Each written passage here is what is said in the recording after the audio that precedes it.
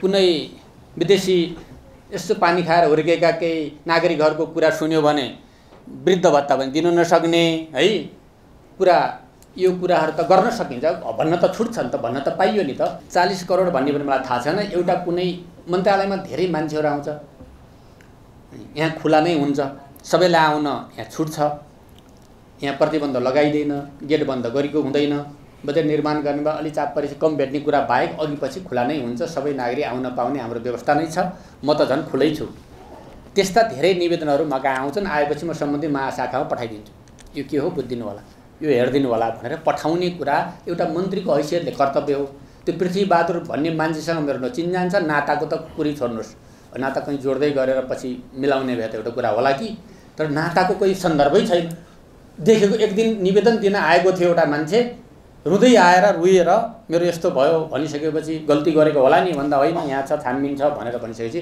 यो बुझिदिनुहोस् है भनेर मैले पठाउनु मेरो कर्तव्य हो क्या एउटा मन्त्रीको नागरिकले आएर भन्ने कुरालाई बुझ्नुहोस् सहजीकरण गर्नुहोस् सम्भव कुरा गरिदिनुहोस् भन्नु अन्यथा होइन यसलाई ठुलो विषय बनाएर यही विषय पनि ठुलो कुरा होइन एउटा प्रेस विज्ञप्ति छ यो पढेर सुनाउँछु त्यसपछि अरू बाँकी कुराहरू फेरि हामी गरौँला नेपालको वर्तमान आर्थिक अवस्थाको सम्बन्धमा चासो र चिन्ता दर्शाउँदै आम सञ्चार माध्यममा व्यक्त गरिएका धारणाप्रति अर्थ मन्त्रालयको ध्यान आकृष्ट भएको छ यस प्रकारका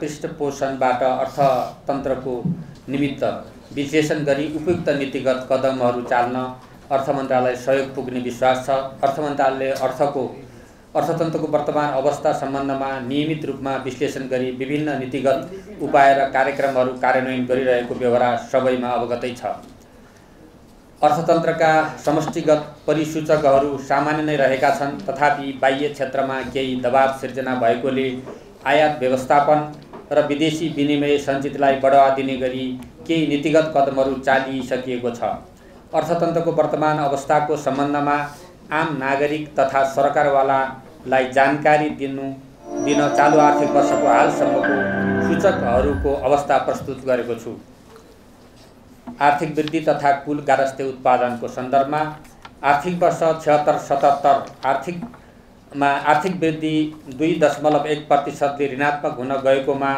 आर्थिक वर्ष 77-78 पनि कोभिड-19 महामारीको दोस्रो लहरको प्रतिकूलताले अर्थतन्त्रमा 0.7% को लक्ष्य अनुरूप उपलब्धि हासिल हुन नसकी केवल 4% मात्र सीमित हुने अवस्था छ चालु आर्थिक वर्षमा 7% को आर्थिक वृद्धि दरको लक्ष्य राखिएको छ कोभिड-19 महामारीको कारण प्रभावित आर्थिक गतिविधिलाई सामान्यीकरण हुँदै गएको तथ्यलाई 2076 साल फाल्गुनको तुलनामा 2078 कार्तिक महिनासम्म करिब 98% उद्योग व्यवसाय सञ्चालनमा आएको सेवा क्षेत्रमा क्रमशः सुधार हुँदै गएको अवस्था जस्तै उद्योगहरूको दर्ता एवं प्रत्यक्ष वैदेशिक रोजगारीमा पनि क्रमशः सुधार हुँदै गएको छ यसबाट आर्थिक वृद्धि दरमा सकारात्मक प्रभाव पर्न जाने देखिन्छ विगत 3 वर्षको औसत मुद्रास्फीति 5.18% रहेकोमा चालु आर्थिक वर्षको पहिलो 8 महिनाको औसत उपभोक्ता मुद्रास्फीति 5.4% रहेको छ पछिल्लो समयमा विश्व बजारमा कच्चा पेट्रोलियम पदार्थको मूल्य निरन्तर बढ्दै गएको कारण सोको प्रत्यक्ष प्रभाव नेपालको समग्र मूल्य स्तरमा परेकोले उपभोक्ता मुद्रास्फीति वाञ्छित सीमाभित्र राख्न थप उपायहरू अवलम्बन गर्नुपर्ने स्थिति छ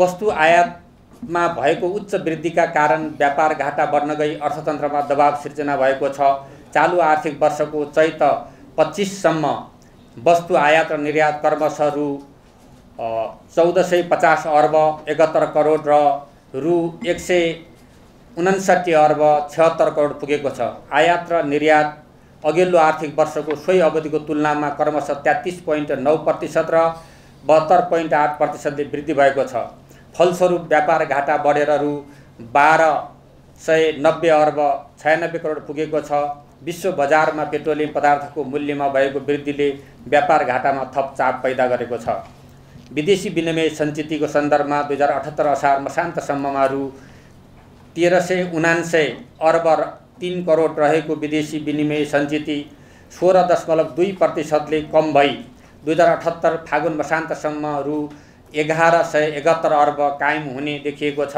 उक्त सञ्चित करिब 6.7 महिनाको वस्तु तथा सेवाको आयात धान्न पर्याप्त रहने देखिन्छ।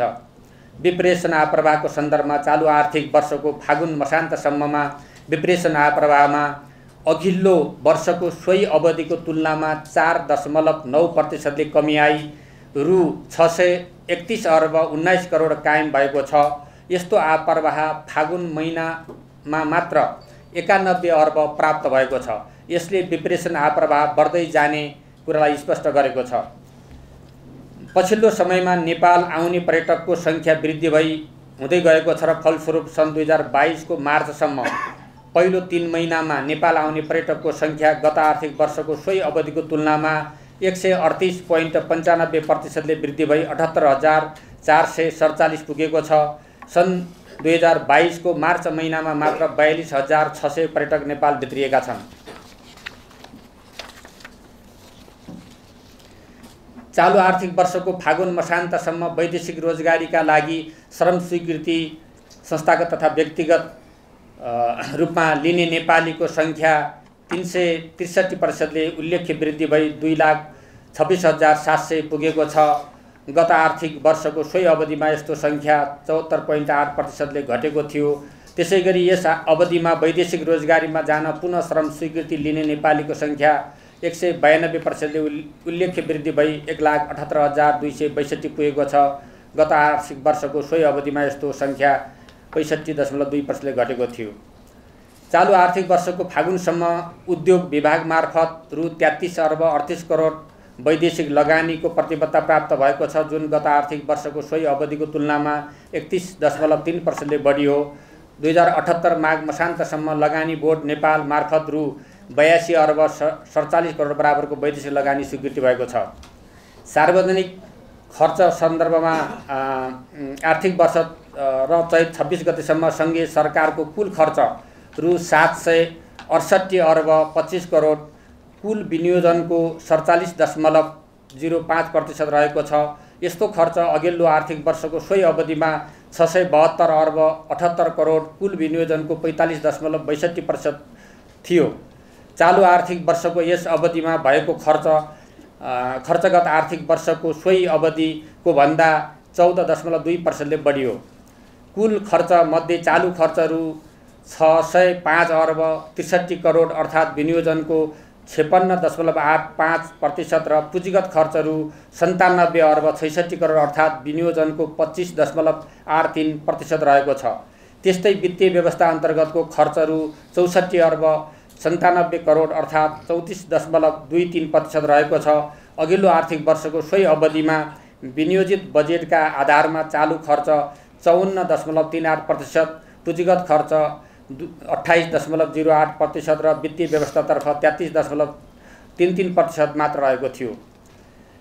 आर्थिक वर्ष 78-79 को चैत 26 गतेसम्ममा राजस्व परिचालन अघिल्लो वर्षको सोही अवधिको तुलनामा 15.9% ले वृद्धि भई रु 750 अर्ब 34 करोड पुगेको छ, जुन राजस्व परिचालनमा बजेटले लिएको लक्ष्यको तुलनामा 63.56% हो। यस अवधिमा कर राजस्व गत आर्थिक वर्षको सोही अवधिको तुलनामा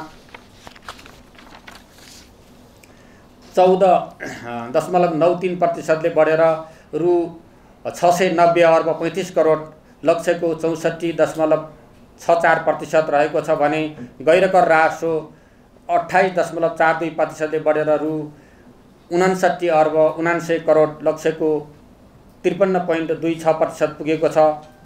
आन्तरिक तथा बाह्य ऋणको सन्दर्भमा कुरा गर्नुपर्दा चालु आर्थिक वर्षमा रु 239 अर्ब बराबरको आन्तरिक ऋण परिचालन गर्ने लक्ष्य लिएकोमा यस आर्थिक वर्षको चैत्र 28 गतेसम्ममा रु 105 अर्ब बराबरको आन्तरिक ऋण परिचालन भएको छ। हालसम्म रु 116 अर्ब बराबरको बाह्य ऋण तथा रु 13 अर्ब 88 करोड बराबरको वैदेशिक अनुदान गरी जम्मा रु 129 अर्ब 88 करोड बराबरको अन्तर्राष्ट्रिय विकास सहायता परिचालन भएको छ। नेपालको सार्वजनिक ऋण वाञ्छित सीमाभित्र नै रहेको छ। 2078 चैत 28 गतेसम्म आन्तरिक ऋण 873 अर्ब 19 करोड र बाह्य ऋण 980 अर्ब 80 करोड गरी कुल सार्वजनिक ऋण रु 1854 अर्ब रहेको छ, जुन नेपालको गत आर्थिक वर्षको प्रारम्भिक कुल गारस्थे उत्पादनको करिब 43.4% हुन आउँछ। कुल गारस्थे उत्पादनको तुलनामा सार्वजनिक ऋणको अंश दक्षिण एसिया र समान आर्थिक अवस्था भएको मुलुकको दाँजोमा न्यून नै रहेको छ। चालु आर्थिक वर्षको फागुनसम्ममा बाह्य ऋणतर्फ रु 19 अर्ब 13 करोड र आन्तरिक ऋणतर्फ रु 51 अर्ब 3 करोड गरी जम्मा रु 70 अर्ब 16 करोड बराबरको साउँ र ब्याज भुक्तानी गरिएको छ। चालु आर्थिक वर्षमा वैदेशिक ऋणको साउँ ब्याज गरी जम्मा रु 40 अर्ब 66 करोड भुक्तानी गर्नुपर्ने प्रतिबद्धता रहेको छ। उक्त रकम कुल वैदेशिक मुद्राको हालको सञ्चित रु 1171 अर्बको तुलनामा न्यून नै हो। विकास सहायता प्रतिबद्धतातर्फको कुरा गर्दा हालसम्म रु 126 अर्बको वैदेशिक सहायता प्रतिबद्धता प्राप्त भएको छ। मौद्रिक एवं तरलता व्यवस्थापनको सन्दर्भमा 2078 माघ मसान्तसम्म अघिल्लो आर्थिक वर्षको सोही अवधिको तुलनामा निजी क्षेत्रतर्फ निक्षेप सङ्कलन 3.6%ले वृद्धि भएको छ भने सोही अवधिमा कर्जा प्रवाह 12.3%ले वृद्धि भएको छ।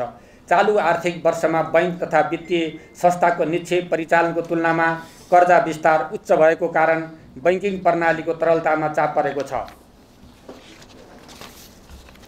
कर्जा प्रवाहमध्ये माघ मसान्तसम्म सहुलियत दरमा प्रदान भएको पुनर्कर्जा रु 153 अर्ब 69 करोड लगानीमा रहेको छ भने सहुलियतपूर्ण कर्जा 1,42,344 ऋणीलाई रु 214 अर्ब 78 करोड प्रवाह भएको छ।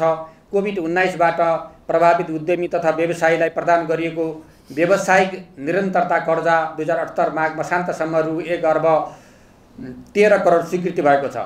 चालु आर्थिक वर्षको माघ मसान्तसम्म विभिन्न उपकरणहरू मार्फत 4086 अर्ब 4 करोड तरलता प्रवाह भएको छ। अर्थतन्त्रमा परेको दबाव र चापको सन्दर्भमा र हाम्रो जिम्मेवारीको सन्दर्भमा म केही कुरा राख्न चाहन्छु।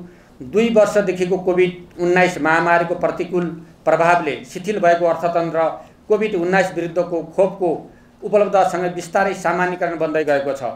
वित्त नीति तथा मौद्रिक नीति सम्बद्ध उपकरणको प्रभावकारी कार्यान्वयन, विदेशी विनिमय सञ्चिति, विप्रेषण आप्रवाह, उद्योग व्यवसाय सञ्चालनमा बढोत्तरी, कम उत्पादनशील क्षेत्रमा कर्जा प्रवाह निरुत्साहन, अनुत्पादक क्षेत्रमा आयात निरुत्साहन, सुन आयातमा कटौती, बैंक मार्फत विप्रेषण आप्रवाहमा थप ब्याज प्रोत्साहन, वैदेशिक सहायता प्राप्तिको प्रतिबद्धता समेतबाट अर्थतन्त्रको बाह्य दबावको उपयुक्त व्यवस्थापन हुँदै जाने देखिन्छ। विदेशी मुद्रा सञ्चितको अवस्था सामान्य नै रहे तापनि यसलाई बढाउन विप्रेषण आप्रवाह बैंक मार्फत गर्ने, विलासी वस्तुको आयात घटाउने, विदेशी लगानीको उपयुक्त वातावरण तयार गर्ने, वैदेशिक सहायताको शोध भर्ना समयमै प्राप्त गर्ने, पुँजीगत खर्च बढाउने, उत्पादनशील क्षेत्रमा लगानी बढाउने जस्ता विषयमा विश्लेषण तथा विमर्श गरी तदनुसारका नीति निर्माण र कार्यान्वयन गराउन अर्थ मन्त्रालय अग्रसर रहेको म जानकारी गराउन चाहन्छु। अर्थतन्त्र र आर्थिक परिसूचकका सम्बन्धमा विभिन्न सञ्चार माध्यम र क्षेत्रबाट प्राप्त हुने सुझावको अर्थ मन्त्रालय उच्च प्रशंसा गर्दछ। मुलुकप्रतिको जिम्मेवारी बोध गर्दै अर्थतन्त्रको वर्तमान अवस्थाको सूक्ष्म निगरानी गरी आवश्यकता अनुरूप थप कदमहरू अगाडि बढाइनेछ। यस सम्बन्धमा व्यक्त चासो चिन्ताका लागि धन्यवाद व्यक्त गर्दै नियमित रूपमा सुझाव उपलब्ध गराइदिनु हुन बुद्धिजीवी वर्ग र आम नागरिकलाई पनि अर्थ मन्त्रालय हार्दिक अनुरोध गर्दछ। यसै सन्दर्भमा हामीले केही क्याबिनेटमा केही प्रस्तावहरूलाई हामीले लिएका छौँ र मुख्य सचिव को अहिले नेतृत्वमा यो प्रस्तावको बारेमा यसलाई अन्तिम रूप दिने का लागि त्यहाँ तयारी भइरहेको छ। चालु आर्थिक वर्षको 78-79 को पहिलो 7 महिनाको आर्थिक तथा वित्तीय परिसूचक हेर्दा बाह्य क्षेत्रमा दबाव पर्दै गएकोले त्यसलाई सुधार गर्नका लागि के गर्ने भने थियो। एउटा पेट्रोलियम पदार्थ खरिद गर्न ठुलो मात्रामा वैदेशिक मुद्रा खर्च हुने, नेपालको बिक्री मूल्यभन्दा भारतीय बजारमा पेट्रोलियम मूल्य उच्च रहेको कारण सीमावर्ती क्षेत्रबाट अवैध रूपमा बिक्री वितरण हुने देखिएको, युक्रेन र रसिया युद्धका कारण समेत पेट्रोलियम पदार्थको मूल्य निरन्तर बढ्ने अनुमान गरिएकोले विद्यमान अवस्थाका बारेमा सर्वसाधारण नागरिकहरूलाई सूचित गर्ने र त्यसको कसरी व्यवस्थापन गर्ने भन्ने प्रस्ताव हामीले त्यहाँ क्याबिनेटमा पुर्याएका छौँ। त्यसैगरी हामीले वर्तमान अवस्थालाई मनन गरी सरकारी निकायको सुविधा बापतको इन्धन खर्च घटाई शान्ति सुरक्षा निर्वाचन विकास आयोजना तथा अत्यावश्यक सेवा बाहेकलाई हामीले मितव्ययिता बनाउन थप 20%ले पेट्रोलियम इन्धन उपभोग घटाउने गरी व्यवस्थापन मिलाउने गरी हामीले क्याबिनेटमा प्रस्ताव लिएका छौँ। यो क्याबिनेटमा प्रस्ताव पनि पारित भइसकेको छ। आम उपभोक्तालाई पनि मितव्ययी ढङ्गले उपभोग गर्ने गरी हामीले सूचित गर्ने पनि अनुरोध गर्ने पनि निर्णयमा हामीले समावेश गरेका छौँ। सार्वजनिक विधामा सवारी साधन अनुमति बिना प्रयोग नगर्ने सार्वजनिक विधाबारे पनि आवश्यक नीतिहरू लिने गरी हामीले प्रस्ताव पठाएका छौँ। विलासी वस्तु उच्च मूल्यका सवारी साधन अति आवश्यक बाहेकका इलेक्ट्रोनिक सामान आयात नियन्त्रण गर्ने वस्तुहरूको पहिचान गरी उच्च पैठारी मूल्य भएका वस्तुहरूको भन्सार बिन्दुमा लाग्ने महसुल दर वृद्धि गर्ने, केही समय यता वस्तुहरूको प्रतिपत्र खोल्ने कुराहरूलाई पनि त्यस्ता वस्तुहरूमा अलि निरुत्साहित गर्ने लगायतका कुराहरू पनि हामीले त्यहाँ प्रस्तावमा हामीले बढाएका छौँ। औपचारिक माध्यमबाट रेमिट्यान्स भेट्याउनका लागि विभिन्न योजनाहरू घोषणा गर्ने, हामीले श्रमिकहरूको सञ्चित लगानी कोष गर्ने प्रस्ताव हामीले क्याबिनेटमा पुगेको छ। त्यसो भयो भने हामीले श्रमिकहरूको लगानीलाई हामी यहाँ एउटा नाफामूलक क्षेत्रमा लगेर हामी उहाँहरूलाई एउटा सहजीकरण गर्ने कुराहरू गर्दैछौँ। रेमिट्यान्स कम्पनीहरूलाई पनि हामीले मोबाइल वालेटहरू उपलब्ध गराउने र सहज रूपमा त्यहाँ गएका श्रमिकहरूले पैसा पठाउन पाउने व्यवस्था मिलाउने गरी हामीले कुरा गरेका छौँ। त्यसै गरी विदेशमा रहेका श्रमिकहरूको बारेमा नेपाली दाजुभाइहरूको बारेमा आइपिओ र एफपिओ जारी गर्दा उहाँहरूको बारेमा विशेष कोटा छुट्याउने गरी पनि हामीले प्रस्तावहरू अगाडि बढाएका छौँ। त्यसै गरी वैदेशिक लगानीलाई प्रोत्साहन गर्नमा नीतिगत सुधार गर्न अहिले जो लगाइएको जो सीमाहरू छ त्यसलाई परिमार्जन गर्ने, गैर आवासीय नेपालीहरूलाई पनि 5 करोड नै हुनुपर्ने भनिन्छ, त्यसलाई पनि परिमार्जन गर्ने लगायत हेजिङ लगायतका माध्यमबाट सहजीकरण गर्ने कुराहरू पनि अल्पकालीन मध्यकालीन कुराहरू हामीले अगाडि बढाएका छौँ। त्यसै गरी आयात नियन्त्रण गर्नका लागि अरू के उपायहरू गर्नुपर्छ भनेर हामीले अर्थ मन्त्रालय अन्तर्गत अरू सबै सरकारवाला मतलब सदस्यहरूलाई राखेर त्यसको पनि छलफल भइरहेको छ। कोरोना महामारीपछि मुलुकको अर्थतन्त्रलाई थप चलायमान बनाउन पर्यटकीय क्षेत्रमा आवश्यक सुधार गर्नुपर्ने आवश्यक भएको भिसा लगायतका सहुलियतहरू हामीले कसरी दिने, त्यसलाई सहजीकरण कसरी दिने र पर्यटनहरूको मतलब आगमनलाई अझ प्रभावकारी कसरी बनाउने भनेर पनि हामीले ती कुराहरूलाई अगाडि बढाएका छौँ। यसरी बैंकिङ क्षेत्रमा देखिएको तरलता सङ्कुचन तथा बैंकिङ व्यवसाय प्रबन्धनका निमित्त आवश्यक पर्ने मौद्रिक तथा गैर मौद्रिक उपकरणको प्रयोग गरेर व्यवस्थापन गर्ने कुराहरू पनि क्याबिनेटमा यो निर्णयहरू हामीले छलफल गरेर निष्कर्ष निकालेका निर्णयहरू लिएर मुख्य सचिवजीको एउटा नेतृत्वमा यसलाई कसरी कार्यान्वयन गर्ने भनेर तयारी भइरहेको अवस्था छ। यिनै कुराहरू अहिलेको हाम्रो अर्थतन्त्रको बारेको मुख्य विषयहरू हुन् र डेटाले र अहिलेको हाम्रो अवस्थाले पनि के देखाउँछ भन्दाखेरि हाम्रो अर्थतन्त्र कुनै ठुलो सङ्कट आएको छैन। जसरी यहाँ ठुलो सङ्कट आयो अब यो देश के न हुन्छ भनेर जो गरिएको छ यसलाई अर्थतन्त्रलाई नियमित गतिमा चल्न दिनुपर्छ। यसमा पोलिटिसाइज गर्ने कुराहरू हुँदैन, यसमा राजनीतिकरण गरेर देशलाई फाइदा हुँदैन, व्यवसायीहरूलाई र जनतालाई हतोत्साहित गर्ने खालको जो प्रचारबाजी भइरहेको छ त्यो पनि नगर्नका लागि पनि म हार्दिक अपिल गर्न चाहन्छु। यथार्थ स्थिति यही हो हैन। हामीले विगतको 10 वर्षको ट्रेन्ड हेरौँ हैन, अहिले विश्वभरिको ट्रेन्ड हेरौँ, सबैतिर हेर्दाखेरि पनि अहिले ठुलो सङ्कटमा गयो भनेर प्रचार जो गरिएको छ त्यो प्रचार उपयुक्त छैन भन्ने मलाई लाग्छ। हो, हामी सतर्क हुनुपर्ने छ। सतर्क भएर हामीले धेरै मेजरहरूलाई अपनाएर अगाडि जानुपर्ने आवश्यकता, त्यसमा हामी गम्भीरतापूर्वक लागेका छौँ। अर्थ मन्त्रालय सम्बद्ध सबै निकायहरू लागेको पनि म जानकारी गराउन चाहन्छु। धन्यवाद। भर्खरै क्याबिनेटबाट एउटा गभर्नरको विषयमा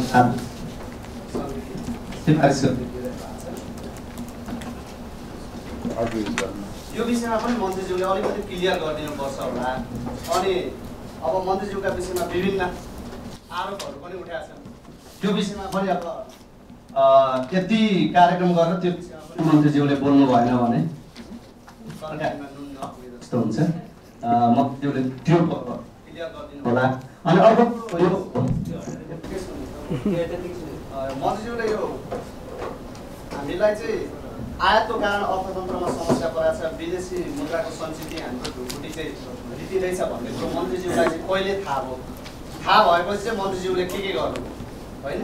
अनि मन्त्रीज्यूले चाहिँ केही नगरेर राष्ट्र ब्याङ्कले बोल्नु परेको अवस्था आयो भन्ने कुराहरू पनि बाहिर आएको छ। मन्त्रीज्यूले कहिले थाहा पाउनु भयो? आयात प्रतिस्थापन गर्नका लागि निर्यातलाई प्रोत्साहन गर्नका लागि मन्त्रीज्यूको तर्फबाट के भयो, अर्थ मन्त्रालयको तर्फबाट के भयो?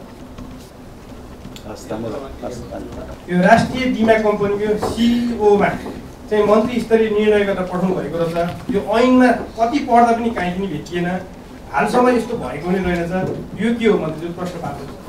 कोभिडको बेलामा विदेशमा भएका श्रमिकहरूलाई कतिपय देशहरूले एक्स्ट्रा पैसा दिएछ। अहिले घर पठाउन सक्छ भनेर उहाँहरूलाई कोभिडको मारामारीको लागि व्यवस्थापन गर्न दियो। लोनको रूपमा पनि दियो, कतिलाई कति बेला अनुदान दियो, के दियो। त्यसको पनि अहिले के असर छ रे भन्दा त्यो पैसा फिर्ता गर्ने पनि एउटा क्रम पनि छ। एक उहाँले भनेको एउटा कुरा मैले थपेको मात्रै हो। अब हुन्डी जोडिएको छ कि हुन्डी त छँदैछ, हुन्डी जोडिएको छ। त्यो कुरा भन्यो भने अहिले लिइहाल भन्ने कुरा आउँछ। अहिले फेरि पहिला त समस्या त्यहाँ हुन्छ नि त। अहिले नेपालीहरूका दुबईमा धेरै भिल्लाहरू छन् रे, मैले सुनेको। त्यो त नेपालबाटै गएको पैसाले किनिया त होला नि। यस्तै कुराहरू धेरै छन् है। अब व्यवसायहरूको भनाइ के छ भन्दा कतै अन्डर के मूल्याङ्कन गरेर भाइसिङ गरेर भएको भन्ने पनि छ। ती तमाम कुराहरू छन्। हुन्डी पनि छ, त्यो छँदैछ। मैले यहाँ मुख्य गरी गभर्नरको बारेमा उठेको प्रश्न हो। यो हामीले राष्ट्र बैङ्कको ऐनको प्रावधानअनुसार नै हामीले गरेका हौँ। यो कानुन सम्मत कुरा नै हो। तर किन गरियो भन्ने बारेमा छानबिन गर्न हामीले उहाँलाई अहिले एउटा छानबिन गर्ने एउटा कमिटी बनाएका छौँ। उसले छानबिन गरेर हामीलाई रिपोर्ट दिनेछ। त्यो रिपोर्टले हैन यी सबै प्रश्नको जवाब दिनेछ। त्यसकारण छानबिन कमिटी गठन भएको हुनाले छानबिन कमिटीलाई काम गर्न दियो भने 1 महिनाभित्र सबै कुराहरू तपाईहरुको सामु आउँछ। पहिलो कुरा म यो भन्न चाहन्छु। अब हाम्रो सामान्य हिसाबले भन्दाखेरि हाम्रो कर्जा प्रवाहको कुरा हाम्रो के थियो त भन्दाखेरि हामीले 19% मा लक्ष्य राखेका थियौं। 19% को लक्ष्य हामीले राखेका थियौं। कर्जा प्रवाह 32% सम्म पुग्यो। अब यो विस्तार हुँदा यसलाई समयमै नियन्त्रण गर्नुपर्ने, नियमन गर्नुपर्ने आवश्यकता हो कि होइन? यो अर्थ मन्त्रालयले गर्दैन। यो राष्ट्र बैंककै काम हो। त्यसकारणले अब यो यति वृद्धि भयो र त्यो सबै गएर फेरि वस्तु आयात गर्नेमा पनि बढी खर्च भयो। त्यत्रो ऋण गइसकेपछि उत्पादन क्षेत्रमा त्यसले के योगदान गर्नु पर्थ्यो? ऋणको प्रवाह हेरेर उत्पादन क्षेत्रको योगदानको कुरा हेर्यो भने त्यो कुराको तालमेल कहीँ छैन। यस्तो पैसा कहाँ लगानी भएको छ त भनेर बारबार चासो चिन्ता जान्ने प्रयत्न नगरेको होइन। त्यसको लागि हामीले अनुरोध नगरेको भने कहाँ लगानी हुन्छ, कसरी गइराखेको छ भन्ने कुराहरू खोज्न प्रयत्न पनि गरेको हो। तर त्यो हामीले प्राप्त गर्न सकेनौं। अब यसरी मुद्रामा जो अनियन्त्रित विस्तार भयो नि, मुद्रा प्रवाहमा जो अनियन्त्रित विस्तार भयो, यसले ऋणमा अझ बढी जो प्रवाह भयो त्यसबाट यताको आयात वृद्धि हुँदै जाँदाखेरि हाम्रो सञ्चित अघि 13 बाट आएर अहिले कति 11 मा जो आछ नि, त्यो 14 पोइन्ट कति प्रतिशत जो घटेको छ नि, त्यो कुराहरूलाई नियन्त्रण गर्ने बारेमा समय सुरुदेखि नै मैले कुरा गरेको छु। सुरुदेखि कुरा गरेको छु। कसरी हो यसलाई कन्ट्रोल गर्ने, नियन्त्रण गर्ने, यो वास्तव विज्ञताको हिसाबले, सल्लाहकारको हिसाबले राष्ट्र बैंककै कुरा हो भनेर मैले बारबार नभनेको कुराहरू कहिले थाहा भयो भन्नुभयो नि। सुरुदेखि नै यो कोभिडको समस्या फेरि हामीले अहिले यसबाट उब्रिँदै जाँदाखेरि आउने समस्याहरूको बारे छलफल बारबार नभएका होइन। अनुत्पादक क्षेत्रमा भइरहेको कर्जा प्रवाहको नियन्त्रण गर्ने कुरा र उत्पादन क्षेत्रमा कर्जा प्रवाह गर्ने कुरामा मैले बारम्बार जोड दिएको छु। सार्वजनिक रूपमा पनि उत्पादन क्षेत्रमा जोड दिनुपर्छ भने मैले भनेको कुरा सार्वजनिक स्तरमा भनेको होइन, आन्तरिक रूपमा पनि मैले भनेको छु है। त्यहाँ जोड दिनुपर्छ है। हाम्रो जस्तो देशले यस्तो अवस्थामा त्यो गर्नुपर्छ भन्ने कुराहरू पनि गरिएको छ। अब सहुलियतपूर्ण कर्जा हामीले प्रवाह त गर्यौं, तर अहिले त्यो सहुलियतपूर्ण कर्जा कहाँ खर्च भयो भन्ने कुराको पनि हामी खोज्न अन्धाधुन्ध छ, भेटिँदैन। यस्ता कुराहरू डेटाहरू पनि समयमा प्राप्त नभएको कुरा पनि साँचो हो। अरू बाँकी कुरामा अहिले धेरै मैले व्यक्तिगत रूपमा आरोप र प्रत्यारोपको कुरा होइन। कमिटीले आन्तरिक तथ्यहरूलाई लिएर तपाईँहरूको अगाडि राख्ने नै छ। म यति मात्रै अहिले भन्न चाहन्छु, त्यसमा धेरै कुरा अहिले राख्न चाहन्न। मैले समयमै यी कुराहरूमा ध्यान आकर्षण गराएको छु। त्यसलाई कसरी हुन्छ कतिपय कुराहरू गरिएको पनि छ, जस्तो मार्जिन लगाउँदा के हुन्छ भन्ने कुरा पनि एक्सरी व्यवसायीहरूको त त्यसमा आपत्ति छ हैन। तत्कालको लागि एउटा तत्कालको सधैँको लागि होइन, त्यो अघि आयो नि त, यहाँ एउटा क्वेसन पछि पनि छ। उद्योगहरू बन्द हुने गरी कच्चा पदार्थ लगाउने भन्ने कतै पनि छैन है, कच्चा पदार्थ लगाउने भन्ने छैन। अब कसरी बन्द भयो त्यो कुरा हामी अब तपाईँले आज भन्नुभयो, हामी खोज्छौँ नै। कच्चा पदार्थमा देशभित्रको उद्योगलाई आपूर्ति गर्नुपर्ने, कच्चा पदार्थ नलगाउने भनी स्पष्ट हाम्रो मतलब धारणा त्यहाँ रहेको कुरा पनि म स्पष्ट गर्न चाहन्छु। वैदेशिक रोजगारीमा जाने कुरा अघि भनिसक्नुभयो। अब व्यापक हस्तक्षेप गरेको भन्ने कुरा मन्त्री आफै हस्तक्षेप हो कि नेतृत्व हो एउटा कुरा है। अब सहकार्य हुन्छ, हस्तक्षेप भन्ने हुन। म सचिवजीसँग पनि सबै यहीँ हुनुहुन्छ, मेरो मन्त्रालयका सबै स्टाफहरू कामको सन्दर्भमा हैन, मैले कतै नजान्न पनि सक्छु, मैले कतै नबुझ्न पनि सक्छु। सचिवजी यहीँ हुनुहुन्छ, त्यस्तो कुरामा तपाईँले मलाई इमिडिएटली भन्नुहोस् है, यहाँ यस्तो गर्न मिल्दैन भन्नुहोस् है भनेर मैले उहाँलाई सुरुको दिन जुन दिन म मन्त्री भएर आएँ, जुन दिन उहाँपछि सचिव भएर आउनुभयो त्यस दिन भनेको छु मैले। सहकार्य हो गर्ने, हस्तक्षेप गर्ने कुरा होइन। हस्तक्षेप होइन, आफ्ना जिम्मेवारी छन्। मन्त्रीको आफ्नो जिम्मेवारी होला, सचिवको आफ्नो जिम्मेवारी होला, सम्बद्ध निकायहरूको आफ्ना जिम्मेवारी छन्। आफ्नो जिम्मेवारी अनुसारको भूमिका निर्वाह गर्ने हो।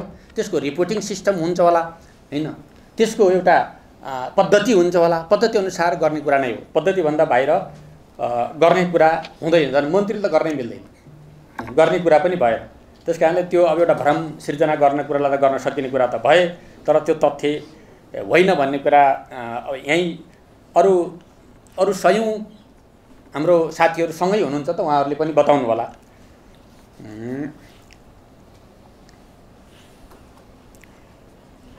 हुन्डी कारोबारको कुरा, क्रिप्टोको कुराहरू पनि, त्यसमा पनि हामीले समयमा यो हुन्डी सुन्डीको क्रिप्टोको बारेमा यो अहिले यो बाहिर होल्लामा आउनुभन्दा पहिले नै सायद 5 महिना भयो होला, 5 महिना अघि नै मलाई त थाहा थिएन। एकजना कुनै एउटा युवाले मलाई फोन गरेर यस्तो यस्तो भइराखेको छ भने जानकारी दिएपछि मैले तत्कालै सचिवलाई भने, गभर्नर साहबलाई बोलाएँ, सबैलाई बोलाएर यस्तो रहेछ, यसको बारेमा अलिकति अध्ययन अनुसन्धान गरौँ के रहेछ भने 5 महिना पहिला मैले मिटिङ गरेर, यहीँ हुनुहुन्छ हैन, मैले भनेको छु त्यसको अध्ययन सुरु गर्नुपर्छ भनेर मैले भनेको छु। तर त्यो कुरा अलि ग्रामीण क्षेत्रमा समेत पुगिसकेपछि मात्रै झस्केको जस्तो भयो। मैले बार यो कुराहरू नभनेको होइन, मलाई पनि जानकारी थिएन, एउटा सूचना आयो र त्यो सूचनाको आधारमा मैले के हो यसले अर्थमा के असर पार्छ भनेर कुरा गरेकै थिएँ।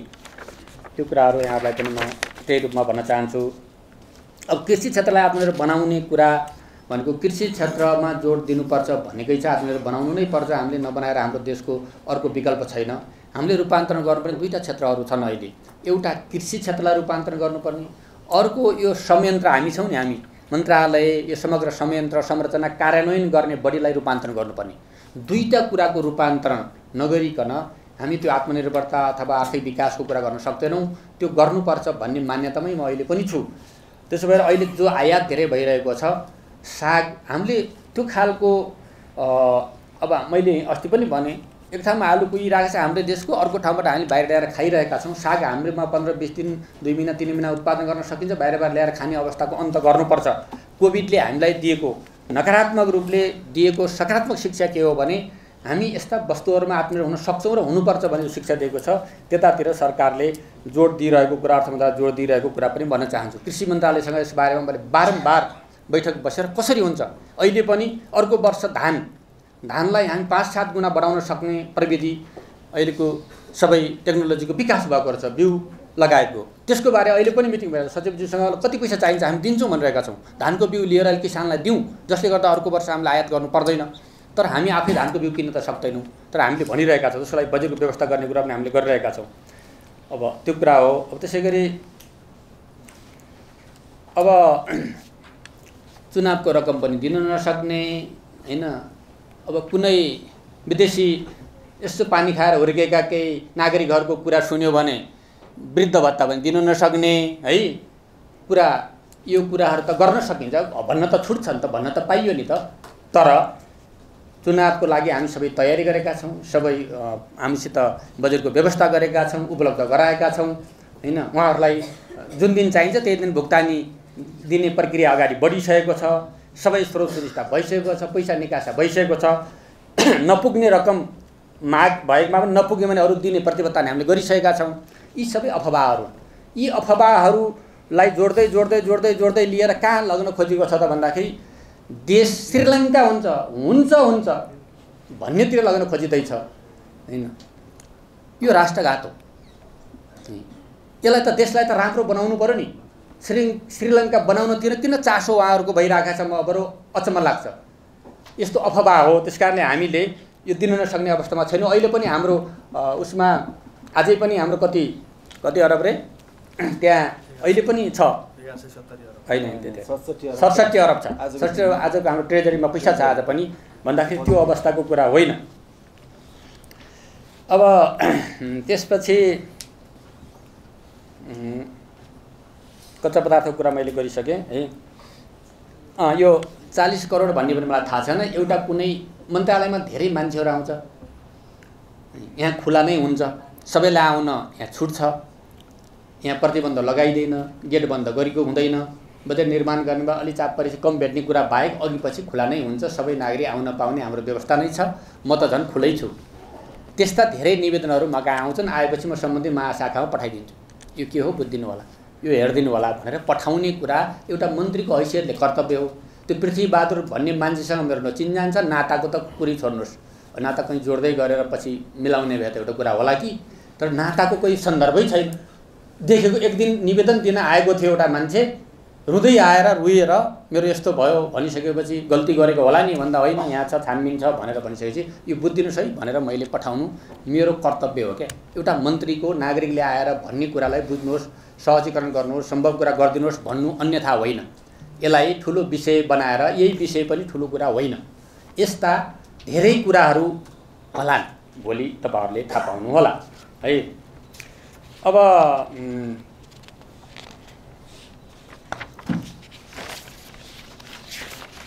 अरू सत्य कि छ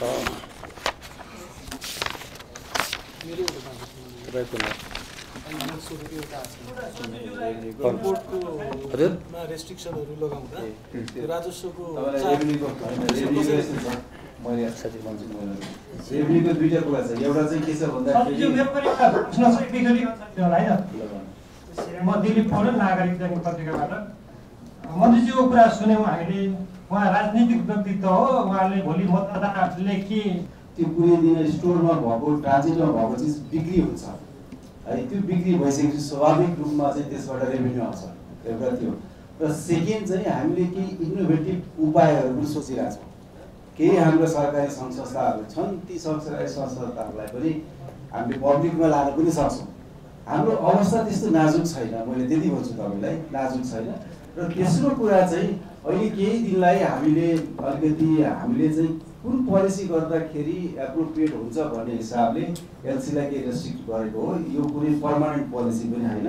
त्यसमा हामीले फिस्कल पोलिसी मेजर्स लगाउँदा राम्रो हुन्छ कि अथवा अलिकति चाहिँ विदेशी के अरे वस्तु त्यो आयात नियन्त्रण गर्ने ऐन लगाउँदा हुन्छ कि हामीले त्यो स्टेटले गरिसकेपछि तपाईँको त्यो कुरा चाहिँ अलिकति एकाउन्टेबल रूपमा गर्नुपर्ने गरे हामीले होमवर्क गरिरहेको छौँ। अहिले जुन किसिमको अलि एलसीमा केही रेस्ट्रिक्सन लगाएको त्यो टेम्पोररी मेजर्स मात्रै हो, त्यो पनि विलासीका वस्तुहरूमा हो। त्यो कारणले गर्दाखेरि रेभेन्यू चाहिँ हामी पुर्याउँछौँ भन्नेमा हाम्रो पुरा ध्यान पनि छ र हामीले त्यो हिसाबले अघि चैत महिनामा अहिले आज 25-26 को तथ्याङ्क तीन दिनपछि आउने तथ्याङ्कमा तपाईँहरूले फेरि त्यसमा थप जब भएको देख्नुहुन्छ। त्यो र अर्को जहाँसम्म हाम्रो यो दिलीपजीले उठाउनु भयो, हाम्रो इकोनोमी ग्रिन जोनमा, येलो जोनमा, रेड जोनमा कता छ। अब त्यो जोनमा पर्ने चाहिँ प्यारामिटर्सहरू के हो त्यो पनि थाहा पाइदिया भयो। मैले यदि नम्बरमा यहाँनिर छ भन्थेँ, तर तपाईँलाई नम्बर भन्नु पर्दाखेरि जस्तो अघि मान्य मन्त्रीबाट पनि भन्नुभयो, दुईवटा कुरा हेर्नु होला। एउटा हाम्रो सार्वजनिक ऋणलाई लिएर धेरै क्वेसन गरिरहेको अवस्थाहरू छ, जुन चाहिँ आजको मितिमा रियल टाइम हामीले डेटा गर्दाखेरि 43% अफ आवर जिडिपी छ, जुन भनेको साउथ एसियामै कम हो, अरू धेरै एसियन कन्ट्रीहरू भन्दा पनि कम हो, जो यहाँहरूलाई थाहा छ।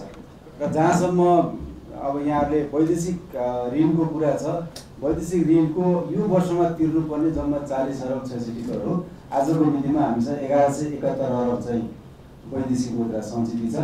अघि यहाँ कसैले भन्नुभएको थियो श्रीलङ्काको चाहिँ $7 बिलियन छ भन्छ है। हामी अब कुन जोनमा म तपाईँलाई नै भन्न दिन्छु कि हामीले भन्ने भन्दा यो फिगर आयो राइट।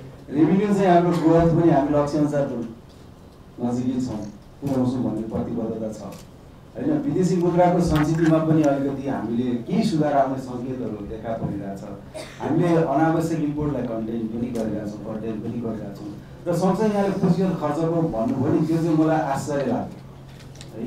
अब एक अर्थ मन्त्रालयले ठेकेदारलाई चेक काट्दैन राइट। हामीले मिनिस्ट्रिजहरूलाई बजेट दिने हो, हामीले दिने 1632 अरबको बजेट जुन दिइरहेको छौँ त्यो बजेटमा हामीले यहाँ कुनै राखेको छैन काटेर है। र आजको मितिमा हामीसँग ट्रेजरीमा 67 अरब पोजिटिभ छ, ब्यालेन्स पनि छ। अनि 67 अरब ब्यालेन्स हुँदाहुँदै 50-60 अरब यो अलिकति हाइपोथेटिकल अब कतिपय ठेकेदारहरूको केही नमिल्या होला त्यो त भुक्तानी पेमेन्ट युनिटले गर्छ नि।